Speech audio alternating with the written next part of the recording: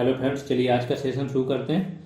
आज का session mainly based है हमारा स्ट्रेटजी पे कि लास्ट जो आपके 15 डेज हैं उनमें आप रिवाइज कैसे करो। तो ये सारी चीज़ें लिखी हैं कि 15 डेज में आपका रिवीजन प्लान क्या होना चाहिए।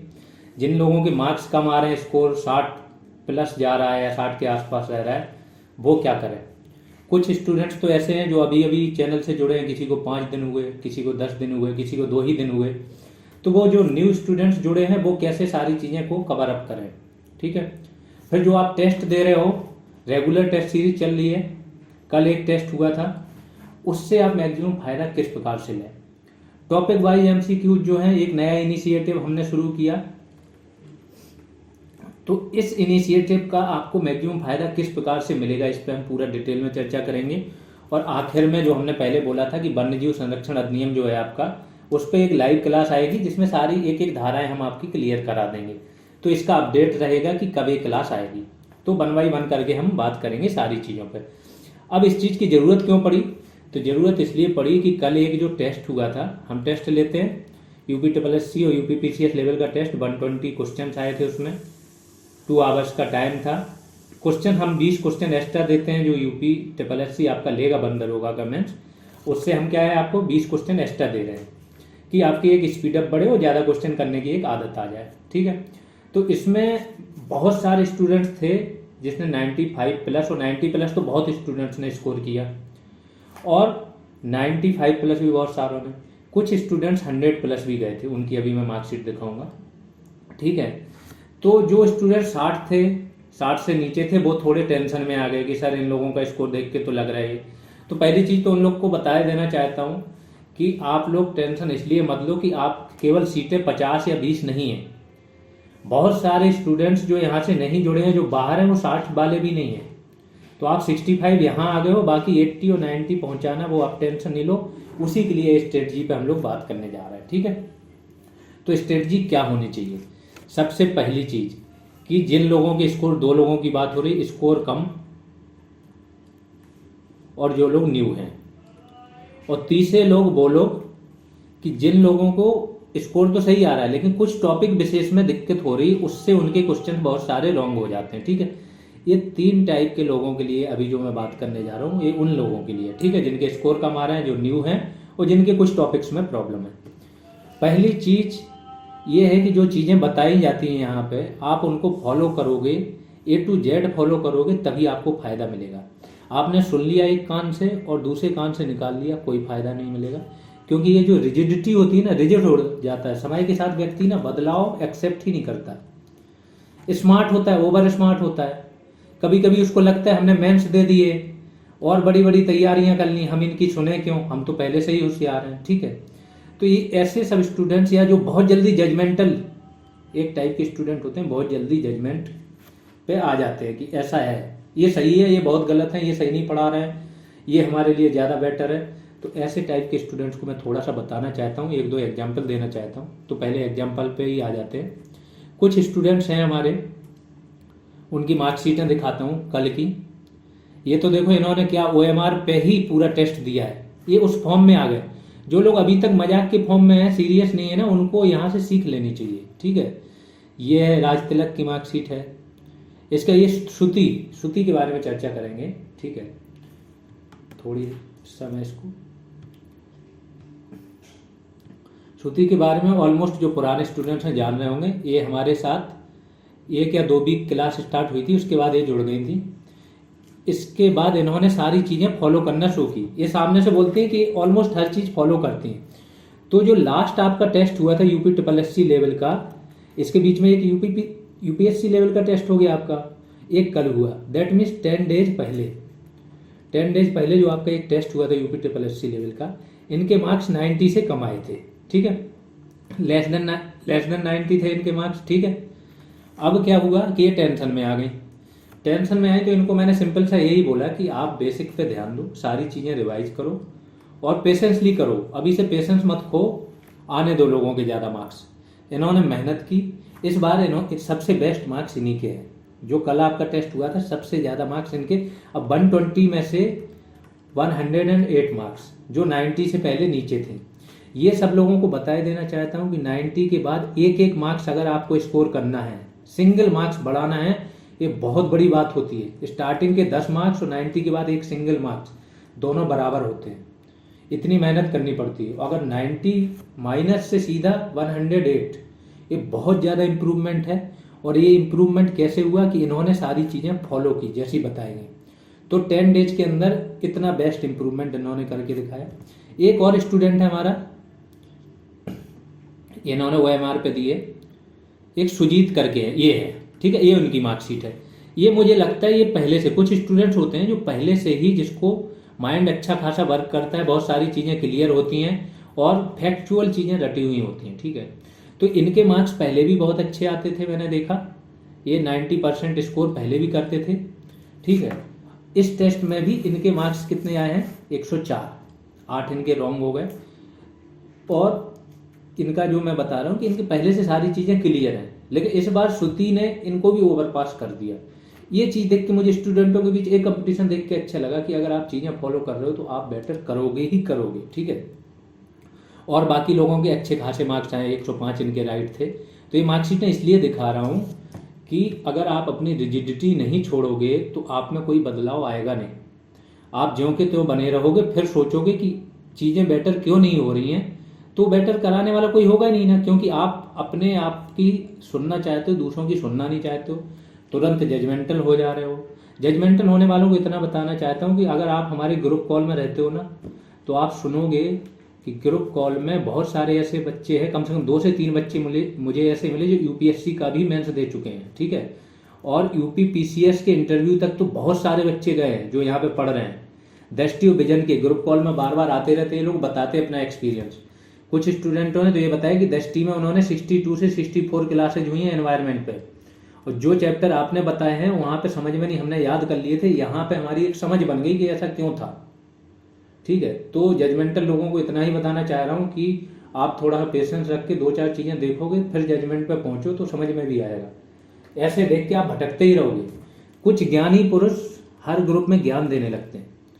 फिर इनके साथ सबसे बड़ी अच्छा ये है कि ये हर भर्ती के टाइम ज्ञान देने को उपलब्ध रहते हैं, क्योंकि ये अपना खुद पे ध्यान नहीं देते हैं और इनका सिलेक्शन नहीं होता है, तो हर भर्ती के टाइम हर ग्रुप में जुड़े होते हैं, ये आ जाते हैं, फिर बराबर ज्ञान देने लगते हैं। तो ऐसे लोगों को ही बोलूँगा थोड़ा खुद के प्रति सीरियस हो जाओ, खुद पे भरोसा रखो, चीज़ें फॉलो करो, शायद आपका भी बहुत अच्छा हो जाए, ठीक। तो एग्जाम्पल्स मैंने दे दिए कि रिजिडिटी अपनी छोड़नी पड़ेगी, जो चीज़ें आपको बताई जा रही हैं उनको फॉलो करोगे, काम होगा, ठीक है। सबसे पहली चीज़ इन लोगों पे आ जाते हैं जिनके स्कोर कम आ रहे हैं या जिन्होंने हाल ही में प्रिपरेशन स्टार्ट की। इनको क्या करना चाहिए? देखो, ये लोग घबरा रहे हैं, पहली चीज़ ये लोग घबरा रहे हैं।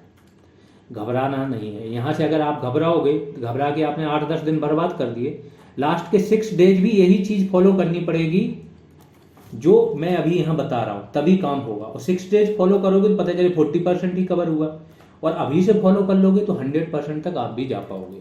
अब क्या फॉलो करना है, एक एग्जाम्पल देता हूँ। कभी आपने क्रिकेट देखते हो? क्रिकेट तो इंडिया में धर्म की तरह माना जाता है। क्रिकेट में क्या होता है, जब कोई पिच डिफिकल्ट होती है, डिफिकल्ट कंडीशन होती है, पिच डिफिकल्ट होती है, या फिर विकेट जल्दी गिर जाते हैं, ठीक है, कंडीशन या पिच या विकेट जल्दी गिर गए, तो जो बैट्समैन होते हैं ना होशियार, धोनी को बेस्ट फिनिशर क्यों बोला जाता था? धोनी आके यहाँ पे पारी को संभाल लेते थे, और संभालते कैसे थे?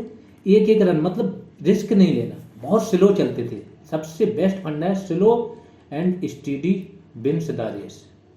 अब आप सोचोगे कि टाइम तो है ही नहीं, स्लो कैसे करें? ऐसा नहीं है, टाइम है। टाइम कैसे है?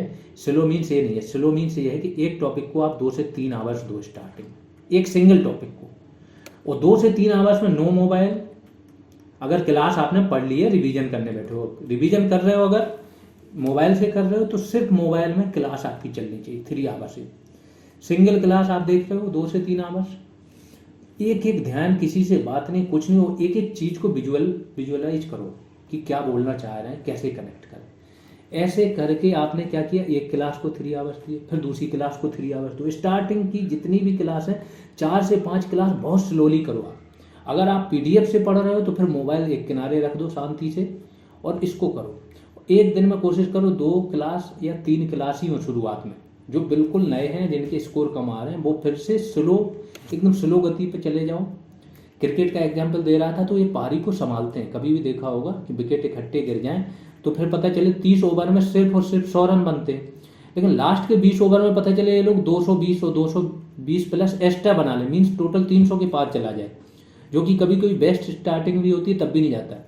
और मैक्सिमम टाइम आपने देखा होगा जैसे ही पारी संभले, ओवर आप कितने भी खा जाओ, लास्ट में स्पीड अप हो जाती है।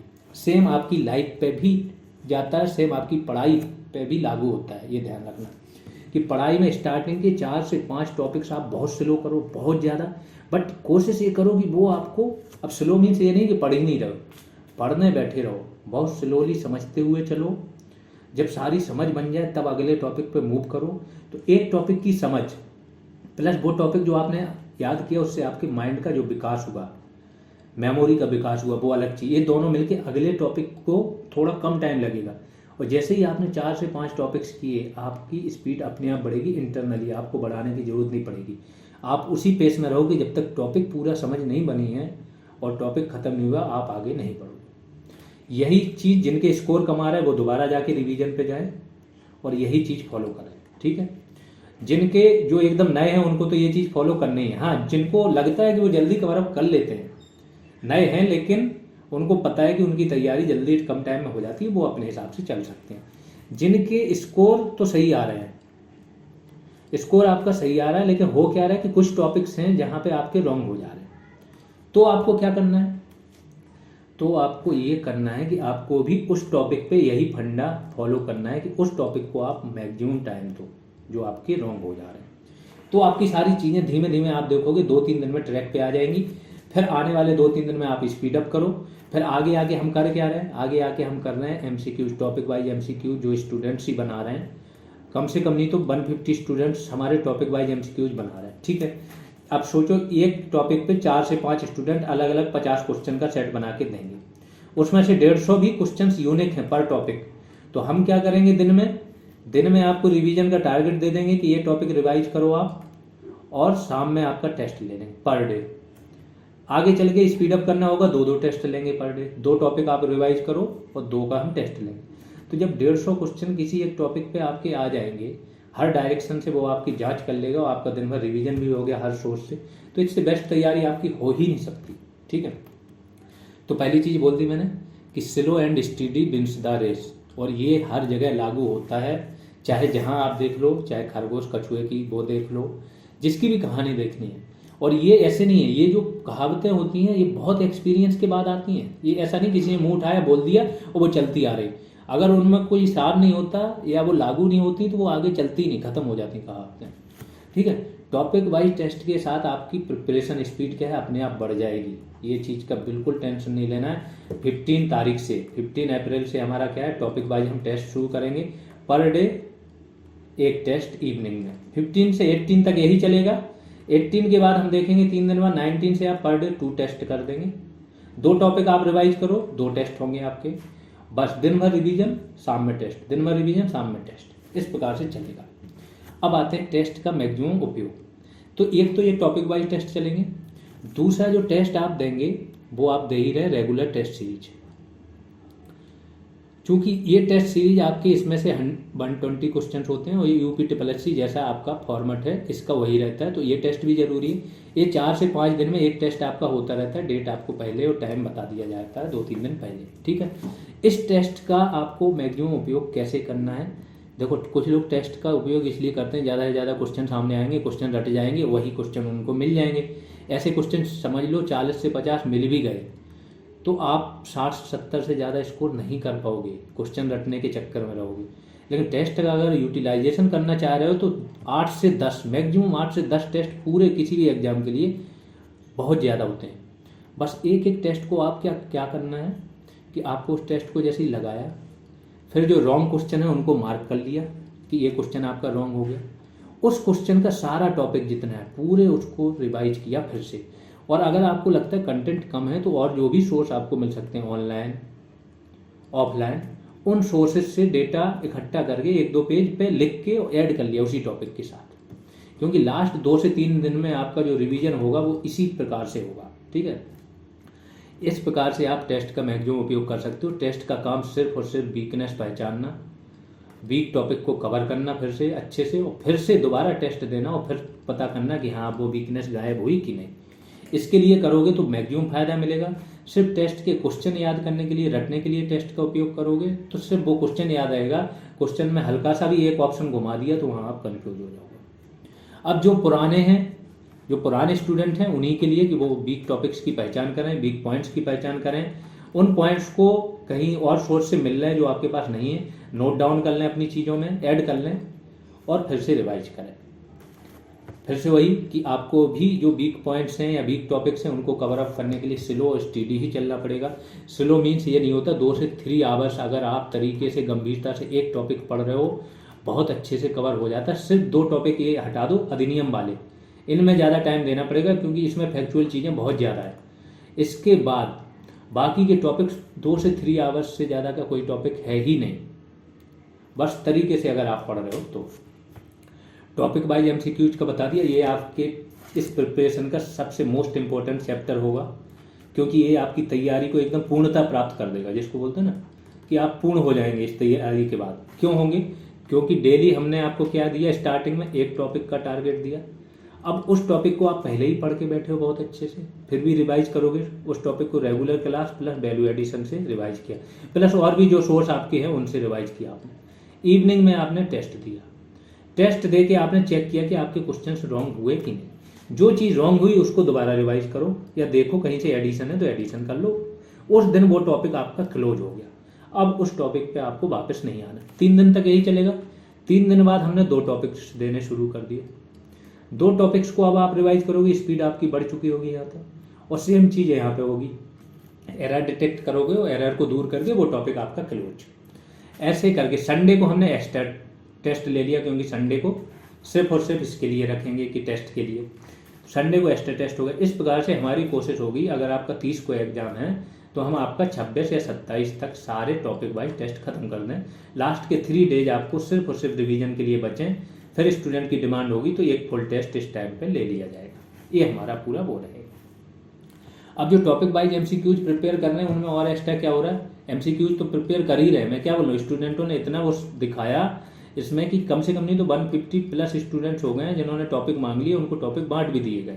अब वो बना रहे हैं, 1-2 दिन में सबमिट कर देंगे। हम उसको क्लब करके टॉपिक वाइज जिसने भी बनाया, जैसे 5 स्टूडेंट ने टॉपिक 1 पे बनाया, हम 5 के क्लब कर देंगे, 250 क्वेश्चन हो गए।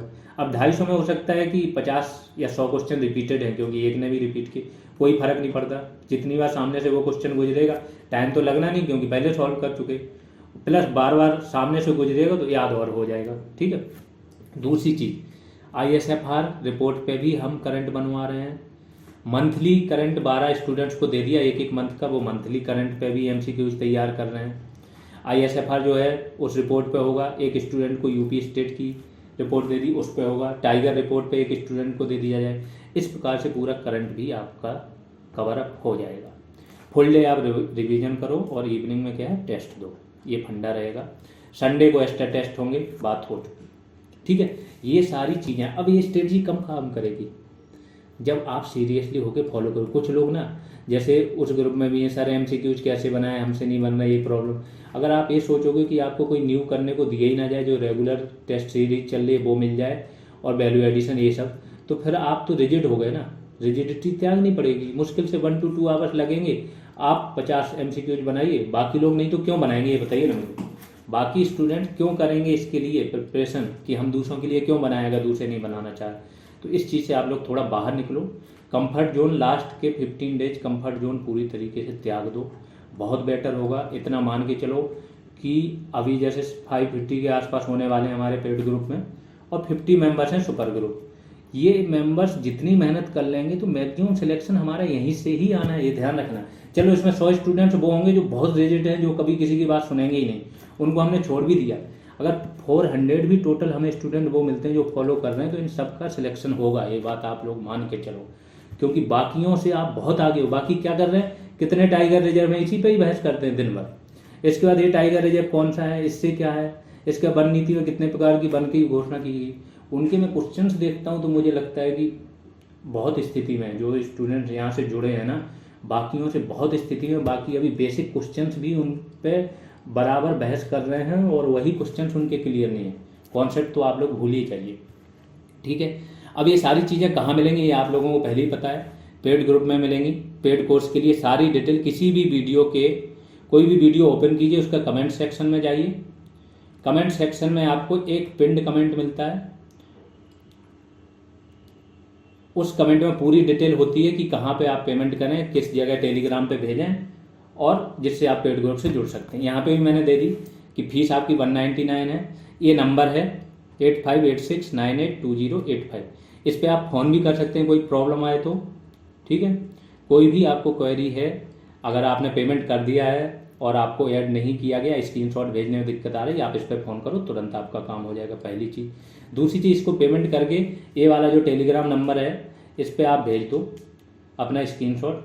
थोड़ा वेट कर लिया करो, कभी कभार क्या होता है बिजी होते हैं या क्लास रिकॉर्ड हो रही होती है या कंटेंट बना रहे होते हैं तो मोबाइल नहीं देख पाते हैं, तो थोड़ा वेट कर लिया करो, आपको जोड़ दिया जाएगा, ठीक है। नहीं, अगर थोड़ा लेट हो रहा है तो अगर इस नंबर पर कॉल कर लो आप, जिसने भी कॉल किया कॉल रिसीव नहीं हुआ, आप 15-20 मिनट वेट कर लो, आपको कॉल बैक अपने आप आ जाएगा, ठीक है। तो पेशेंस रखना है, आराम से सारी चीज़ें करनी है। ये सारी मैंने डिटेल दे दी, इस ग्रुप को आप ज्वाइन कर सकते हो, इसी के माध्यम से ही अब सारा काम हो रहा है। आगे आ जाते हैं, वन्यजीव संरक्षण अधिनियम। हाँ, अब इस पे जैसे मैंने बोला था भारतीय वन अधिनियम जो आपका है उस पर क्लास हो चुकी है, जिसने नहीं देखी वो जाके देखिए, बहुत डिटेल में हमने एक एक चीज़ एक्सप्लेन की, एक एक धारा बताया है इसका मतलब क्या है उसका, तो वो आपका क्लियर हो जाएगा। फिर स्टूडेंटों की डिमांड थी कि वन्यजीव संरक्षण अधिनियम पे ही ऐसा एक वीडियो बना दीजिए, तो हम इसको 14 अप्रैल को 5 PM पे लाइव आपकी क्लास होगी, उसमें ये सारी चीज़ें क्लियर कर देंगे, ठीक है। तो ये एक अनाउंसमेंट था। आगे चल के एक आएगा हमारा सेशन जिसमें जितने भी डाउटफुल क्वेश्चंस हैं और प्लस जिनमें करेक्शन रिक्वायर्ड है उन पे एक सेशन हो जाएगा। फिर आगे चल के जैसे स्टूडेंट डिमांड करते रहेंगे कि कोई बहुत टफ टॉपिक है तो मैक्सिमम जिस पे डिमांड आएगी उस टॉपिक पे हम आपके वीडियो बना के आपको क्लियर कराते रहेंगे, प्लस स्ट्रेटजी हर 2 से 3 दिन में, क्योंकि स्टूडेंट लास्ट में क्या होता है डिमोरलाइज होता रहता है, प्रॉब्लम आती है। हम कोशिश करेंगे 2 से 3 दिन में कोई ना कोई एक आपको स्ट्रेटजी वाला वीडियो देते रहें, जिससे कि आप ट्रैक पे लगातार बने रहें। मेहनत आप ही लोग को करनी है, जम के मेहनत करो, भूल जाओ। नेक्स्ट 15 से 18 दिन में जैसा मैंने बताया, जो लोग फॉलो कर रहे हैं ना उनको बहुत बेटर रिजल्ट मिल रहे हैं। अब इन लोगों को कोई रोकेगा नहीं, जो 100+ स्कोर कर रहे हैं वो उनको कोई नहीं रोकेगा, वो आराम से सिलेक्शन लेके आएंगे, ठीक है। आप लोगों को भी सेम चीज़ करनी है, अपनी रिजिडिटी त्यागनी है। कुछ चीज़ें ज़्यादा दिन के लिए नहीं बोल रहा हूँ, 2 से 3 दिन अप्लाई करो, फायदा दिखे तो आगे कंटिन्यू करो, नहीं तो छोड़ दो। इतना तो कर ही सकते हो लाइफ में। अगर आप जो चीज़ कर रहे हो आपका स्कोर नहीं बढ़ रहा है तो सिंपल सा समझा करो कि रणनीति में परिवर्तन जरूरी है, परिवर्तन नहीं करोगे तो वही स्कोर रहने वाला है। तो चलिए अभी के लिए इतना ही, धन्यवाद।